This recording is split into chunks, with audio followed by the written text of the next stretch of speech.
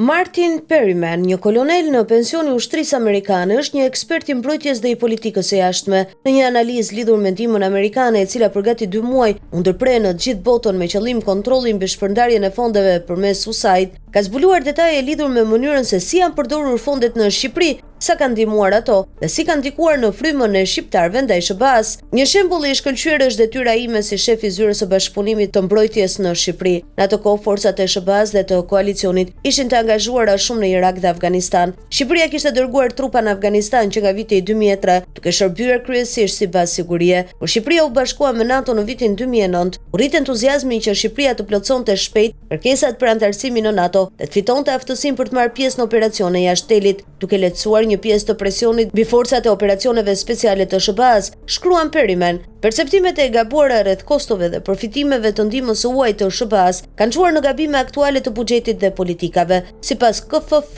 një organizate e pavarur kërkimore dhe sondazhi për politikat shëndetësore, shumica e të rriturve në SBA mbi vlerësojnë përqindjen e buxhetit federal të caktuar për ndihmën e huaj. Përafërsisht 86% e të rriturve amerikan besojnë se SBA shpenzon rreth 1/4 e buxhetit të saj për ndihmën e huaj. Për shkak të këtij koncepti të gabuar, sondazhet vazhdimisht tregojnë se afërsisht 60% e të rriturve amerikan mendojnë se qeveria amerikane alokon shumë për ndihmën e huaj. Kjo shifër është gati 90% tek republikanët dhe 55% tek demokratët. Në realitet, ndihma e huaj ka qenë rreth 1% e buxhetit federal për 25 vitet e fundit. Kjo është në mënyrë dramatike më pak se niveli prej rreth 6% gjatë miratimit dhe ekzekutimit të planit Marshall pas luftës së dytë botërore. Unë kam punuar me USAID në shumë detyra ushtarake, përfshirë në ambasadën e SBA-s në Turqi dhe Shqipëri. Në shumë vende pash se ata ishin të përkushtuar dhe të fokusuar në suksesin e misionit për realizimin e projekteve dhe programeve. Programet individuale u integruan dhe u fokusuan në avancimin e objektivave të rëndësishme të politikës së jashtme të SBA-s.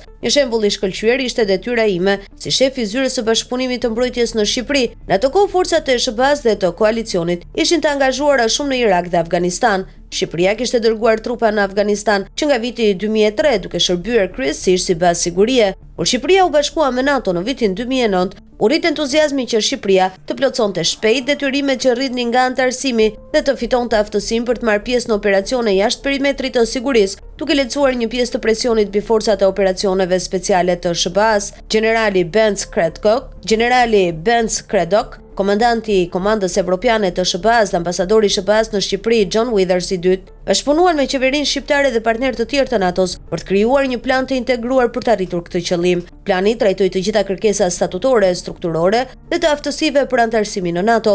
Një komponent kyç u fokusua në rritjen e aftësive ushtarake të Shqipërisë, përgatitjen e kombit politikisht dhe sigurimin e mbështetjes së plotë të popullit shqiptar për të vendosur forcat e operacioneve speciale shqiptare për operacione aktive në Afganistan. USAID luajti një rol vendimtar në përgatitjen e popullsisë shqiptare për këtë detyrë kërkuese, duke punuar në të gjithë vendin, veçanërisht gjatë viteve 2009 dhe 2010, duke bashkëpunuar me korpusin e inxhinierëve të ushtrisë amerikane. USAID rinovoi 5 shkolla dhe themeloi 6 klinika të telemjekësisë në zona të largëta. Buxheti total prej $4 milion është për 11 projekte, është mesatarisht rreth $363.000 secili, krahasuar me çmimin mesatar të një shtëpie të re të vetme në SBA në 2010-ën, që ishte $222.000. Ky program me kosto efektive dhe i drejtpërdrejt i USAID-it tregoi për kushtimin e SBA-s për përmirësimin e kushteve në Shqipëri. Ai krijoi vullnet të mirë dhe mbështetje reciproke për SBA-n dhe NATO-n në mesin e popullatës shqiptare. Kjo çoi në një gatishmëri për të vendosur ushtar të rinj shqiptar role të drejtpërdrejta luftarake që mbështesin interesat e SBA-s, role që në kushte të tjera